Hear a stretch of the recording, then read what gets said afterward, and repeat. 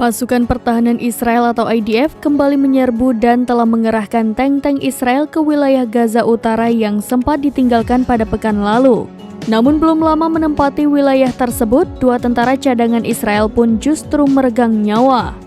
Dikutip dari The Times of Israel, dua tentara cadangan itu tewas pada Selasa 16 Januari 2024. Mereka adalah Sersan Guru Zakaria Pesak Haber, berusia 32 tahun dari Yerusalem, yang merupakan anggota dari Batalion 87 Brigade Lapis Baja ke-14.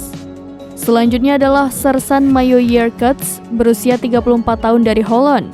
Dia adalah anggota dari Batalion 87 Brigade Lapis Baja ke-14. IDF mengumumkan keduanya tewas dalam pertempuran di Gaza Utara. Selain dua tentara tewas, dua tentara cadangan lainnya juga terluka parah. Satu di antaranya selama pertempuran di Gaza Utara dan yang satunya di daerah perbatasan Gaza di Israel. Dua korban tewas itu menambah jumlah korban tentara yang terbunuh dalam serangan darat menjadi 192 orang.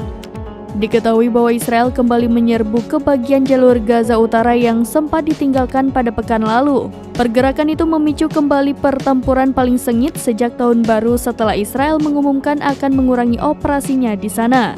Ledakan besar-besaran terlihat di wilayah utara Gaza dan di seberang perbatasan dengan Israel.